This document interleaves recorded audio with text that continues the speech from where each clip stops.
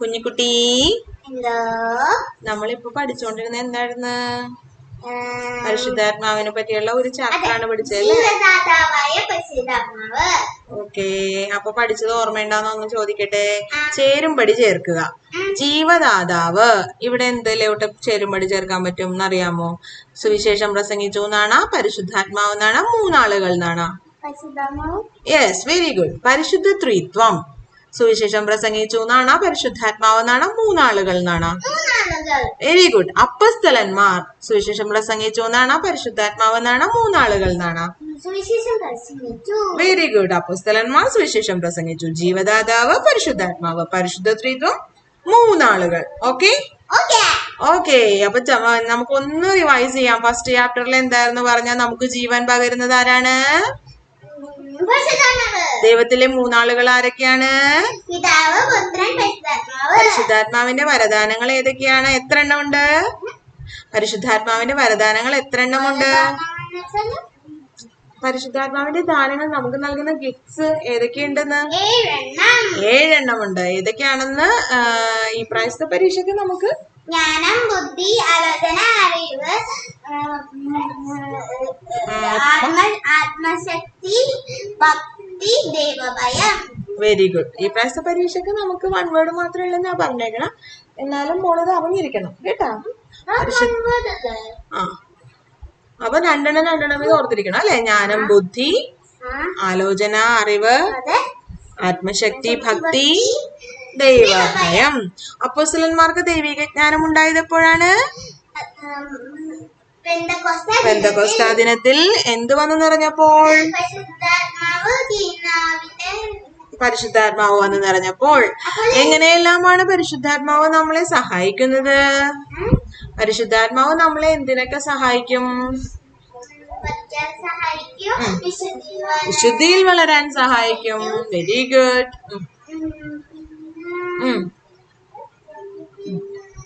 ദൈവസ്നേഹത്തിൽ വളരാൻ സഹായിക്കും. പഠിക്കാൻ സഹായിക്കും എന്ന് പറഞ്ഞാൽ ശരിയാണ്. ദൈവിക ജ്ഞാനം നൽകും അല്ലെ? ദൈവിക ജ്ഞാനം നൽകും പരിശുദ്ധാത്മാവ്. Okay okay. ഇനി രണ്ടാമത്തെ പാഠം, സഭയുടെ ആരംഭം. സഭ എന്ന് നമ്മൾ കേട്ടിട്ടുണ്ടാവും അല്ലെ?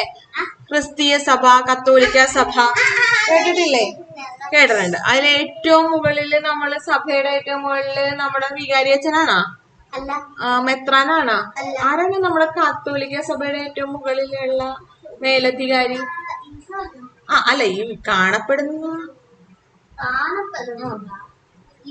ഇപ്പൊ കാണപ്പെടുന്നത് മാർപ്പാപ്പയാണ്. ഫ്രാൻസിസ് മാർപ്പാപ്പയാണ് ഇപ്പോ ആ സ്ഥാനത്ത്. മാർപ്പാപ്പ എന്നുള്ള സ്ഥാനത്ത് ഓരോരുത്തർ മാറി വരും അല്ലെ? ഓക്കെ.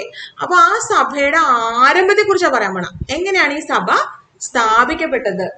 എങ്ങനെയാണ് സഭ ഉണ്ടായത്, ആരംഭിച്ചത്, സ്റ്റാർട്ട് ചെയ്തത്? അപ്പൊ എന്താണ് സഭ എന്നാണ് ആദ്യത്തെ ചോദ്യം. എന്താണ് സഭ? കുറെ ആൾക്കാരുടെ കൂട്ടമാണ് അല്ലെ?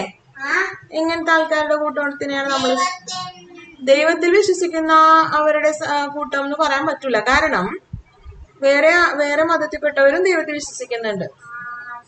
മുസ്ലിംസും പറയുന്നുണ്ട് ഏക ദൈവത്തിലാണ് അവർ വിശ്വസിക്കുന്നത്. ഹിന്ദുക്കൾക്കും ദൈവമുണ്ട് അല്ലെ? എല്ലാവർക്കും കുറെ മതത്തിലുള്ളവർക്കൊക്കെ ദൈവമുണ്ട്. ദൈവത്തിൽ വിശ്വസിക്കാത്ത ആൾക്കാരെ നമ്മൾ നിരീശ്വരവാദികൾ എന്ന് പറയും. എത്തിസ്റ്റ് നേടണ്ട. എത്തിസ്റ്റുകളാണ് ദൈവം ഇല്ല എന്ന് വാദിക്കുന്നവര്. പക്ഷെ നമ്മള് മാത്രമല്ല, വേറെ പല മതത്തിൽപ്പെട്ടവരും ദൈവത്തിൽ വിശ്വസിക്കുന്നുണ്ട്. പക്ഷെ ക്രിസ്തീയ സഭ എന്ന് പറഞ്ഞാൽ അതല്ലല്ല. പിന്നെ ആരിൽ വിശ്വസിക്കുന്നതാണ്? മുസ്ലിംസും ഹിന്ദുക്കളും ഒക്കെ വിശ്വസിക്കുന്ന ദൈവത്തിൽ നിന്ന് നമ്മൾക്ക് എന്താണ് വ്യത്യാസം? നമ്മൾ വിശ്വസിക്കുന്നത് ആരാണ് ദൈവം? ഈ സത്യദൈവം ആരാണെന്നാ നമ്മൾ വിശ്വസിക്കുന്നത്? ഈശോയിൽ. അതെങ്ങനെ നീ ഓർക്കാൻ പറ്റുമെന്നറിയോ? ക്രിസ്ത്യാനി എന്ന് പറയുന്ന വേർഡ് തന്നെ ഓർത്താ മതി. ക്രിസ്ത്യാനി എന്ന് പറഞ്ഞാൽ ക്രിസ്തുവിൽ വിശ്വസിക്കുന്ന ആളെന്നാണ് അർത്ഥം. വേർഡിന്റെ മീനിങ് തന്നെ എന്താണ്? ക്രിസ്ത്യാനി എന്നുള്ള വേർഡിന്റെ മീനിങ് എന്താണ്? ക്രിസ്തുവിന്റെ അനുയായി, ക്രിസ്തുവിനെ പിന്തുടരണം, ഫോളോ ചെയ്യണം. ഫോളോ മീ എന്ന് നീ പറയാറില്ലേ പിള്ളേരോട്? അതുപോലെ ഈശോനെ ഫോളോ ചെയ്യണവരാണ് നമ്മള് ക്രിസ്ത്യാനികള് അല്ലെ. അപ്പൊ എന്താണ് ക്രിസ്തീയ സഭ? ക്രിസ്തുവിന്റെ സമൂഹമാണ് സഭ. ആരിൽ വിശ്വസിക്കുന്നവരുടെ? ഓർത്തിരിക്കാൻ എളുപ്പം ക്രിസ്തുവിൽ തന്നെ പറയണതാണ്. അപ്പൊ ക്രിസ്ത്യാനി, ക്രിസ്തീയ സഭ എന്ന് പറയുന്നത് ക്രിസ്തുവിൽ വിശ്വസിക്കുന്നവരുടെ സമൂഹമാണ്. ഇനി ആദ്യമായിട്ട് എപ്പോഴാണ് ഈ ക്രിസ്തീയ സഭ രൂപപ്പെട്ടതെന്ന് അറിയണ്ടേ? അറിയാമോ? എന്നാണ്? ഈശോ ഉയർത്തെഴുന്നേറ്റ് സ്വർഗാരോഹണത്തിനും ശേഷം വന്ന ഒരു പെന്തക്കോസ്ത ഒരു തിരുനാളായിരുന്നു. യഹൂദന്മാരുടെ ഒരു തിരുനാളായിരുന്നു. ജ്യൂസ് ആയിരുന്നല്ല. ഈശോയും മാതാവൊക്കെ ഏത് മതത്തിൽ പെട്ട? യഹൂദ മതത്തിൽ പെട്ടവരായിരുന്നു അവരൊക്കെ അല്ലെ. യേശു ഉയർത്തെഴുന്നേറ്റതിന് ശേഷമാണ് നമ്മൾ ഈ ക്രിസ്ത്യാനി എന്ന് പറയുന്ന ക്രിസ്ത്യാനികൾ ഉണ്ടായത് അല്ലെ. ഈശോയ്ക്ക് മുന്നേ ക്രിസ്ത്യാനികൾ ഉണ്ടായ? ഇല്ല. അപ്പൊ ഈശോ ഉണ്ടായിരുന്നപ്പോ ഏത് മതത്തിലായിരുന്നു? ഈശോ യഹൂദ മതത്തിലായിരുന്നു. അങ്ങനെ ഈശോ മരിച്ച് ഉയർത്തെഴുന്നേറ്റ് സ്വർഗാരോഹണം ചെയ്തതിന് ശേഷം വന്ന ഒരു പെരുന്നാളാണ്, യഹൂദന്മാരുടെ ഒരു പെരുന്നാളായിരുന്നു പെന്തക്കോസ്ത തിരുനാള്. പെന്തക്കോസ്ത തിരുനാള് ദിവസം കുറച്ചു പേര് ആരൊക്കെയാണെന്നറിയോ? മാതാവും ഈശോയുടെ 11 ശിഷ്യന്മാരും, യൂദാസ്കറിയോത്ത ഒഴിച്ചുള്ള ബാക്കിയുള്ള 11 ശിഷ്യന്മാരും മാതാവും കൂടി ഒരു സ്ഥലത്ത് പ്രാർത്ഥിച്ചുകൊണ്ടിരിക്കണായിരുന്നു. എവിടെയായിരുന്നു? സെഹിയോൻ ഊട്ടുശാലയിൽ പ്രാർത്ഥിച്ചുകൊണ്ടിരിക്കുകയായിരുന്നു. അപ്പോ പ്രാർത്ഥിക്കുമ്പോൾ ദൈവം പരിശുദ്ധാത്മാവിന് തീനാവില് വലിച്ച് അവരുടെ പ്രസംഗിക്കാനുള്ള പേടിയൊക്കെ മാറ്റി അവർക്ക് ധൈര്യം കൊടുത്തിട്ട് ആദ്യം തന്നെ പത്രോസ് പോയി പ്രസംഗിക്കാൻ തുടങ്ങി. അപ്പോൾ കേൾക്കുന്നവര് അവരവരുടെ ഭാഷയിൽ കേട്ടു. ഇതൊക്കെ അറിയാല്ലേ? ഞാൻ എന്നാ വൺ വേർഡ് ചോദ്യങ്ങൾ ചോദിക്കാം. പെന്തക്കോസ്ത തിരുനാളിൽ എവിടെയാണ് പ്രാർത്ഥിച്ചുകൊണ്ടിരുന്നത്? ആരൊക്കെയാണ് പ്രാർത്ഥിച്ചുകൊണ്ടിരുന്നത്? അങ്ങനെ പ്രാർത്ഥനയിൽ അവർ മുഴുകി ഇങ്ങനെ ഇരിക്കുമ്പോൾ ആകാശത്തിൽ നിന്ന് എന്തോ ഒരു ശബ്ദം കേട്ടല്ലോ. എന്ത് ശബ്ദമാണ് കേട്ടത്? കൊടുങ്കാറ്റിന്റെ ശബ്ദം കേട്ടു. ആ ശബ്ദം ഇങ്ങനെ വീട് മുഴുവൻ നിറഞ്ഞു. അപ്പോൾ ആര് വന്നു നിറഞ്ഞു അവരുടെ മേല്? എന്തിന്റെ രൂപത്തിൽ വന്നു നിറഞ്ഞു? തീ നാവുകൾ അല്ലെ. നാവില്ലേ? നാവിന്റെ അത് തന്നെ, തീയിന്റെ ഷേപ്പിലുള്ള നാവിന്റെ രൂപത്തിലാണ്. നാവിന്റെ ഷേപ്പിൽ തീ അല്ലെ. എന്താണ് അതിന്റെ അർത്ഥം എന്ന് മനസ്സിലായ? അവരുടെ നാവിന്റെ അവർക്ക് സംസാരിക്കാൻ അറിയില്ലായിരുന്നു. അവർക്ക് ഭാഷാവരം കിട്ടും. ധൈര്യമില്ലാഞ്ഞ്, പ്രസംഗിക്കാനുള്ള ധൈര്യമില്ലാഞ്ഞ്.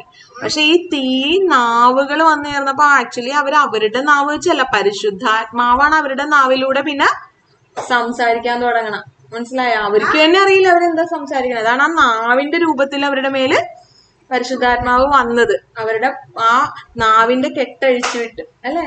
നാവിന്റെ കെട്ടഴിച്ചു വിട്ടിട്ട് അവർക്ക് ഒരു ഭാഷണ വരം എന്ന് പറയും. പരിശുദ്ധാത്മാവിന്റെ ഒരു വരമാണ്.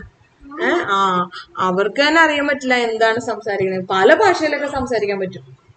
അങ്ങനെ ഒരു ഭാഷാവരമാണ് അവർക്ക് കിട്ടി. അങ്ങനെ പരിശുദ്ധാത്മാവിനെ നിറഞ്ഞപ്പോഴത്തേക്കും ആദ്യമേ പത്രോസ് എഴുന്നേറ്റ് നിന്ന് പ്രസംഗിക്കാൻ തുടങ്ങി. അങ്ങനെ ബാക്കി ശിഷ്യന്മാര്, അപ്പോസ്തലന്മാരൊക്കെ പ്രസംഗിക്കാൻ തുടങ്ങി. പ്രസംഗിക്കണവര് അവിടെ ആൾക്കാര് കുറെ പേര് അവിടെ കൂടി നിന്നിട്ടുണ്ടായിരുന്നു. അവിടെ പല രാജ്യങ്ങളിൽ നിന്നുള്ള ആൾക്കാരുണ്ടായിരുന്നു. അവരൊക്കെ ഈ പ്രസംഗം കേൾക്കുന്ന അവരവരുടെ ഭാഷയിൽ കേൾക്കാൻ തുടങ്ങി.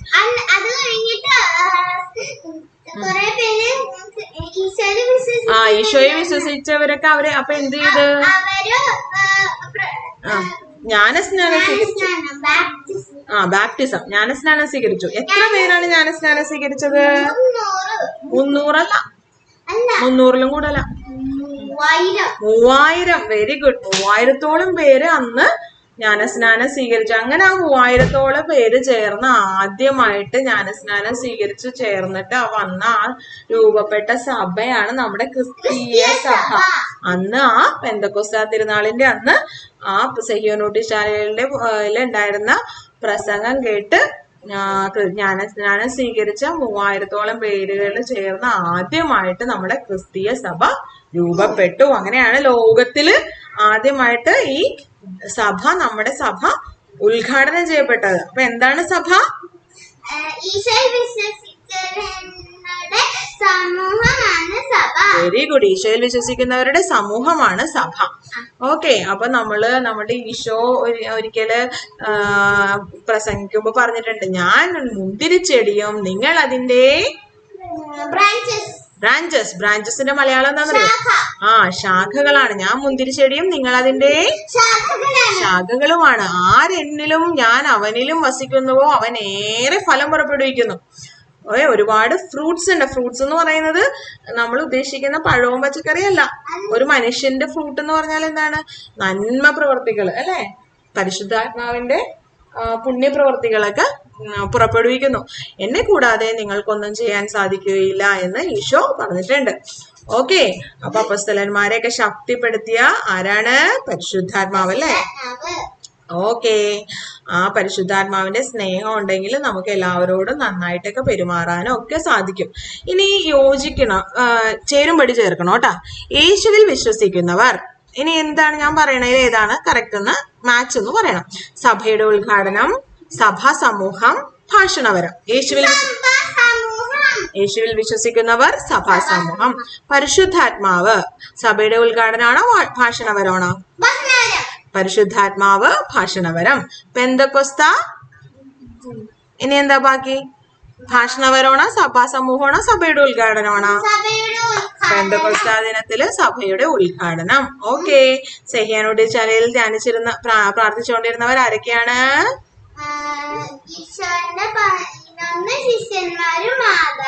പരിശുദ്ധാത്മാവ് ഏത് രൂപത്തിലാണ് അവരുടെ മേൽ വന്നു നിന്നത്?